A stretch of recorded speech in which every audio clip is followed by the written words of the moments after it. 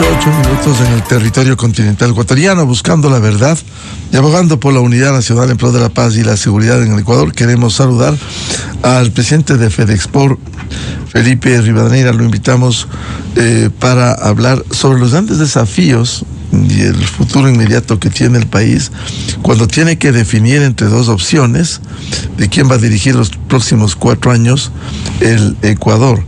Y en este sentido ha mantenido encuentros, uno de ellos con el presidente Noboa, con un contraste que es bueno procesar también. Este fin de semana el presidente tuvo un encuentro muy importante, más allá de lo formal o informal, nada menos que con el presidente de la primera potencia, con Donald Trump, y en contraste en la provincia del Chimborazo se firma un acuerdo entre la candidata finalista de la Revolución Ciudadana con el movimiento indígena, en donde hay 25 puntos que incluso echan al traste, como dice hoy Diario Expreso, al propio programa de gobierno de la Revolución Ciudadana que le enseñó al país, cuando se habla de reducir el IVA del 15 al 12, de las acciones para enfrentar a la minería, eliminar la minería a gran escala. Es decir, esto desdice de lo que en la propia campaña se había señalado. ¿Cómo ve este panorama? ¿Cómo les fue primero con el presidente Noboa? Felipe, buen día.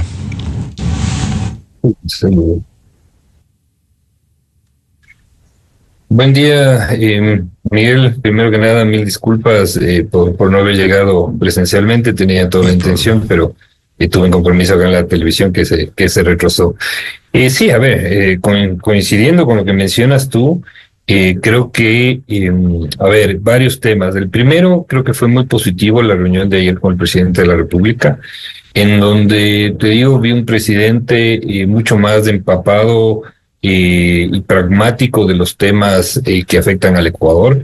La evolución de él de los últimos 15 meses, desde la campaña acá, creo que desde la campaña anterior acá se nota, y eso creo que nos permitió hablar con mucho pragmatismo sobre los temas que preocupan al sector empresarial, ¿no es cierto? Es decir, aquella necesidad imperiosa que tenemos de seguir sosteniendo las finanzas del Estado y la estabilidad macroeconómica que nos permita tener una dolarización sana, fuerte, ¿no es cierto? También el tema de reconocer al sector privado como el motor de la economía. Para eso, obviamente, necesitamos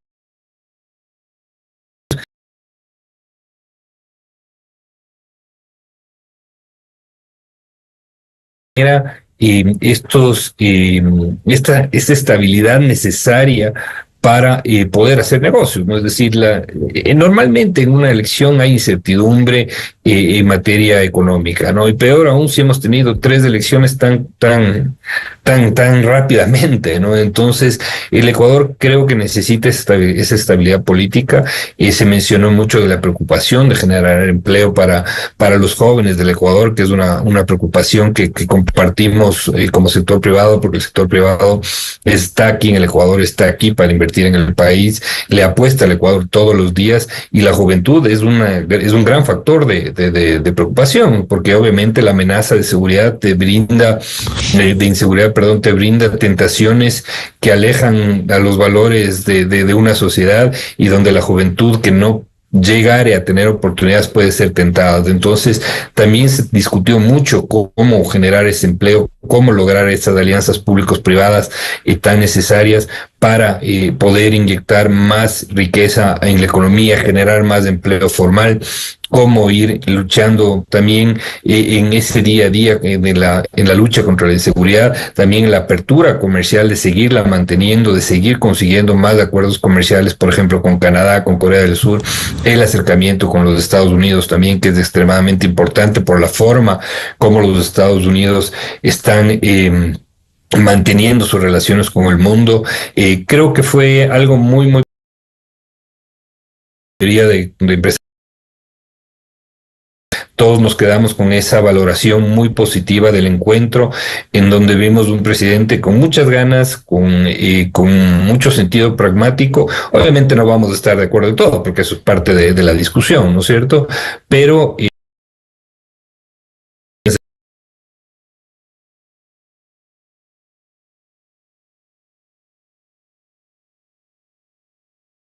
inquietud de los empresarios? A ver, yo creo de trabajo, ¿no? Es decir, hay que trabajar mucho y eso es algo importante. Es decir, él mostró una apertura al diálogo completa, ¿no es cierto? Nosotros obviamente también mostramos una apertura de la tarea y el papel que tenemos que hacer como empresarios, porque todos tenemos que apostarle a que el Ecuador se desarrolle, ¿no? Es decir, aquellos temas complejos, por ejemplo, de seguridad, habló él de sus proyectos de hacer las reformas necesarias a través de la constituyente, de sostener el dólar sin ninguna ambigüedad alguna. Yo creo que eso fue un mensaje muy bien recibido de parte del sector empresarial. Prácticamente eliminó cualquier posibilidad de un dinero electrónico, ¿no es cierto? En donde todo eso genera nerviosismo. Es decir, en estas últimas 3 semanas hemos visto cómo se ha discutido estos temas y escuchar a un presidente que no duda ni pone ambigüedades sobre un tema tan delicado que genera que tiene que generar una certeza real de sostener la dolarización y defenderla, y también de buscar la inclusión de mayor cantidad de dólares a la economía a través de una defensa sólida de la apertura comercial. Creo que genera una gran tranquilidad en el sector empresarial. De ahí, sobre los otros temas, claro, podemos hablar al detalle, Miguel, pero claro, son temas que requerirán trabajo, ¿no es cierto?, que requerirán mucho desarrollo. El tema de las alianzas públicos-privadas, por ejemplo. Él habló inclusive de buscar mecanismos de fortalecimiento para las instituciones y para aquellos estamentos del Estado que a veces se demora mucho, por ejemplo, la contratación pública, cómo buscar que esas donaciones del sector privado se puedan canalizar de una mejor forma y sean efectivas.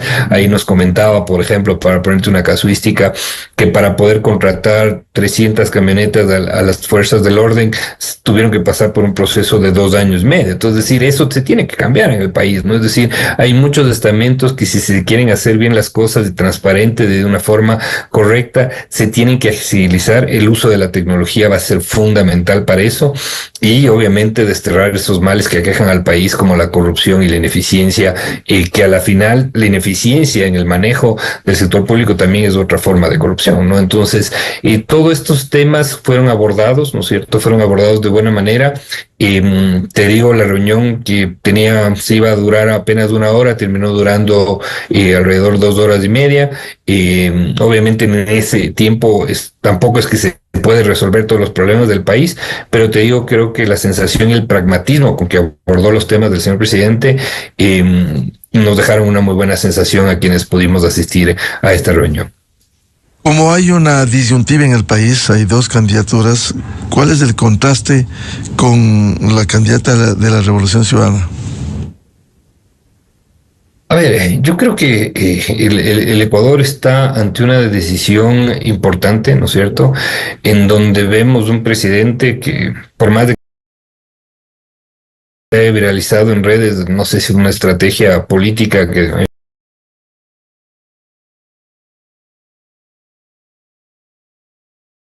primera potencia del mundo de parte del presidente de la República, es importante, ¿no? Es decir, el presidente Noboa está tratando de hacer los esfuerzos necesarios, y hay que entender también cómo funciona Washington, para estar al lado de nuestros o decisiones o publicaciones o estamentos, ¿no es cierto?, como el que hizo la otra candidatura a favor de una dictadura que tanto repelemos los ecuatorianos, ¿no es cierto?, como es la venezolana, ¿no? Entonces, yo creo que el camino y es una disyuntiva enorme, ¿no? Porque por un lado tenemos un presidente que busca estar con las democracias modernas, con los países libres, donde busca mantener las mejores relaciones con nuestros aliados, donde tenemos los negocios, donde traemos los dólares, y por el otro lado tenemos una candidatura que genera este tipo de declaraciones que genera muchísima preocupación, no solo por el relacionamiento con Venezuela, sino también por el relacionamiento con los mismos Estados Unidos, ¿no? Es decir, Estados Unidos está en una situación que no va a ser fácil, ¿no es cierto? Esta semana tendremos noticias a nivel mundial, va a generar un gran golpe esta declaración de este Liberation Day que llaman los Estados Unidos sobre las tarifas comerciales. Esperemos que el Ecuador no esté tan golpeado, pero son momentos en los que el Ecuador tiene que estar muy cerca de los Estados Unidos. Es decir, y esto, Miguel, hay que creo que enfatizarlo mucho, ¿no? Es decir, en apenas 3 meses del presidente Noboa, y quitémosle el apellido, ¿no? Es decir, el presidente de la República del Ecuador ha estado 2 veces sentados con el primer líder mundial, siendo nosotros un país pequeño, ¿no es cierto?, en la posesión del presidente Trump en primera fila y ahora en la residencia privada, lo cual demuestra también una cercanía importante. Y claro, y uno lee la mezquindad con la que se trata esto y a mí me duele como ecuatoriano en realidad, porque no debería ser motivo ni de discusión, sino debería ser motivo de cómo logramos tratar de sacar algo positivo cuando muchos de los mandatarios de más de 150 países del mundo no logran tener ese acceso, ¿no? Es decir, en Mar-a-Lago ha ido 3 o 4 presidentes del mundo. Entonces, yo creo que más bien deberíamos valorar esto porque como está moviendo la política de Estados Unidos y la política comercial, me parece que lo más prudente es tratar de estar cerca para lograr destrabar y tener el menor impacto de lo que puede pasar, porque, insisto, potencias mundiales, la Unión Europea, Inglaterra, China, etcétera, están muy nerviosos de lo que pueda suceder. Y el Ecuador estuvo este fin de semana ahí. Olvidémonos, insisto en el apellido. El Ecuador estuvo presente ahí y eso es extremadamente importante. Entonces, esas visiones yo creo que sí marcan a dónde quiere ir el país en el futuro y yo creo que tenemos que ser muy, muy, muy analíticos, muy inteligentes en saber qué es lo que le conviene al país.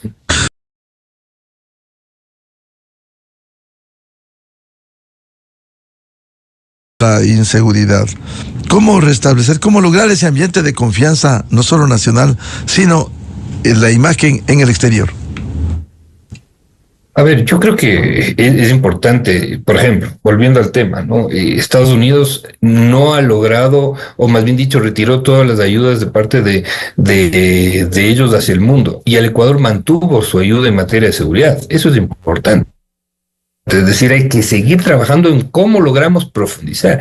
Y también algo, Miguel, que hay que entenderlo. Y a la gente no lo culpo, porque es muy complicado tratar de entender cómo funciona Washington. Y peor aún, cómo funciona Washington ahora con un presidente que es no convencional como el presidente Trump. Es decir, se tiene que trabajar mucho en ver la manera de conseguir objetivos y el presidente creo que lo tiene muy claro, ¿no? Es decir, los 3 objetivos principales que necesita el Ecuador es seguridad, comercio y el tema migratorio, ¿no es cierto? Y esos 3 temas hay que seguirlos trabajando en una agenda conjunta con los Estados Unidos, pero también considerando la posición de Estados Unidos, que ahora ellos hablan de su política de primero Estados Unidos, es decir, America First. Entonces, eso es algo que cambia totalmente el relacionamiento y que implica mayores esfuerzos inclusive a sí mismo. Es decir, uno va a Washington, Miguel, y uno ve filas de empresarios, de delegados, de lobistas de todos los gobiernos del mundo, tratando de tener agendas de acercarse a los Estados Unidos, porque aunque duélale a quien le duela, ¿no es cierto? Estados Unidos es la primera economía mundial y la primera potencia mundial, y están haciendo políticas que están poniendo al borde al mundo. Entonces, eso es algo que el Ecuador tiene que estar muy pendiente, trabajarlo de muy buena manera, y obviamente lograr ese apoyo de seguridad, pero no solo de Estados Unidos, ¿no? Yo creo que también de Europa y buscar combatir este gran mal que nos aqueja, ¿no es cierto? Que es este mal del narcotráfico que ha puesto en riesgo, te diría, Miguel, los mismos pilares de la República del Ecuador, ¿no? Ahora, decía Felipe los contrastes, porque cuando uno lee este acuerdo entre la Revolución Ciudadana y la CONAIE, que tiene sus antecedentes en jornadas violentas, como fue octubre de 2019, junio de 2022. Por ejemplo, hay un pliego en donde exigen una serie de obras en el país. Y sin embargo, no plantean cómo financiar, al contrario, reducen, por ejemplo, reducir el IVA del 15 al 12. Quizás esto no resulta demagógico en el país. Te hago dos puntualizaciones. Además, es un acuerdo con los dirigentes de la CONAIE, ¿no? Es decir, porque las bases han salido totalmente a un poco deslegitimar el mismo. Es decir, ha habido muchas voces que han deslegitimado la posición de algunos líderes de la CONAIE, ¿no? Eso por un lado. Y segundo, yo creo que también hay muchos temas, como por ejemplo el revisar los acuerdos comerciales que afectan a las mismas bases de la CONAIE. Es decir, por ejemplo, el acuerdo con Canadá, donde del Ecuador se ve grandemente fortalecido crecido por la exportación de productos agrícolas que se producen en el agro. Es decir, yo creo que hay muchos errores y muchas buenas intenciones, pero que a la final caen en el lado de la fantasía, ¿no es cierto?, de la irrealidad, y el Ecuador más bien lo que necesita es mucha estabilidad macroeconómica y generar mayores oportunidades y mayores